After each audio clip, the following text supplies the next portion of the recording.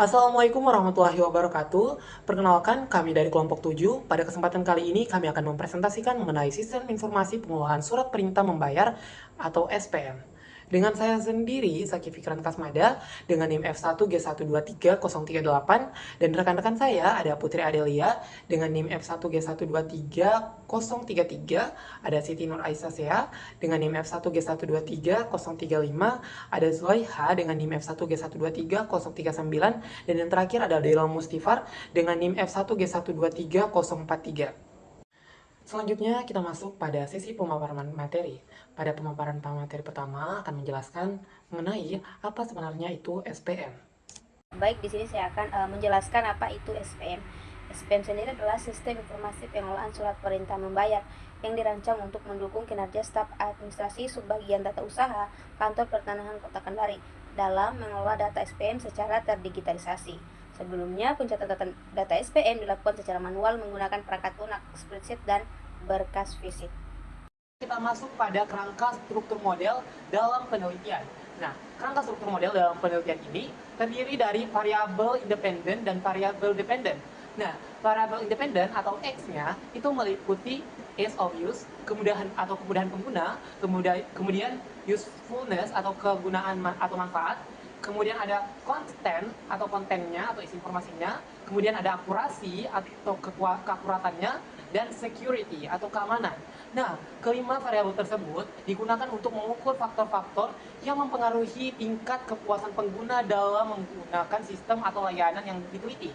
Nah, di sini sementara itu ada juga yang namanya variabel dependent atau Y. Nah, dalam penelitian ini adalah certification atau kepuasan pengguna. Nah, di sini variabel ini menggunakan tingkat kepuasan pengguna setelah menggunakan sistem berdasarkan pengalaman yang dirasakan. Nah, dengan adanya hubungan antara variabel independen dan variabel dependen, model penelitian ini bertujuan untuk mengetahui seberapa besar pengaruh kemudahan pengguna, manfaat, kualitas konten, keakuratan informasi, dan juga keamanan terhadap kepuasan pengguna secara keseluruhan. Di sini saya akan menjelaskan bagian outer loading. Jadi pada tahap ini dilakukan evaluasi outer model menggunakan nilai outer loading. Outer loading itu merupakan salah satu indikator penting dalam analisis PLSSM yang digunakan untuk mengatur sejauh mana setiap indikator mampu merepresentasikan variabel laten yang diteliti. Dengan kata lain, nilai ini menunjukkan tingkat hubungan antara indikator dengan konstruk yang diwakilinya. Berdasarkan hasil analisis menggunakan Smart PLS yang kami lakukan, diperoleh bahwa sebagian besar indikator memiliki nilai autoloading di atas 0,7. Hal ini menunjukkan bahwa indikator-indikator tersebut memiliki tingkat validitas yang baik dan mampu merepresentasikan variabel secara kuat.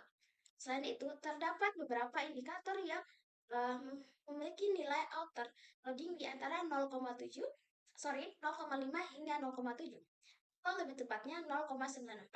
Meskipun nilainya tidak setinggi indikator lainnya, indikator tersebut dapat diterima dalam penelitian, khususnya dalam penelitian eksploratif, karena masih berada dalam fase yang diperbolehkan, atau masih berada dalam batas toleransi yang diperbolehkan.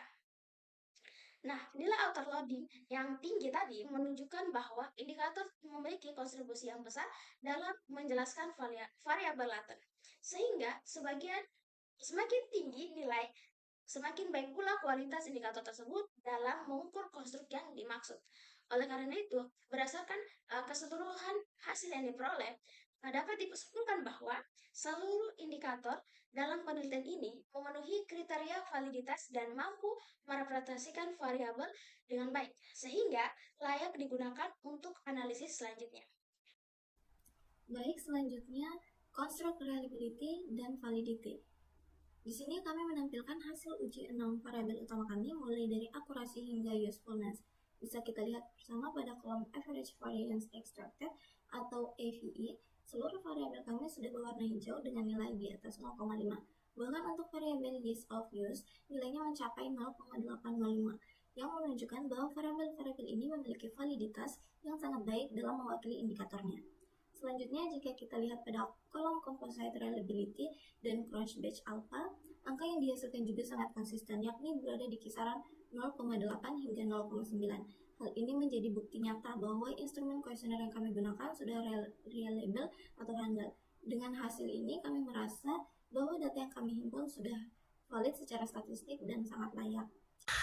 Baik, di sini saya akan menjelaskan mengenai analisis bootstrapping. Jadi sebagai informasi, pengujian bootstrapping pada kasus ini itu kami lakukan untuk menguji hipotesis. Tujuannya apa? Tujuannya adalah untuk melihat secara pasti variabel independen mana yang memiliki pengaruh signifikan terhadap kepuasan pengguna pada sistem pengelolaan SPM ini. Nah, jika kita perhatikan tabel pada layar, kita mesti berpatokan pada p-value dari sebuah hubungan. Nah, di mana sebuah hubungan ini dikatakan signifikan apabila p-value-nya itu berada di atas angka 0,05.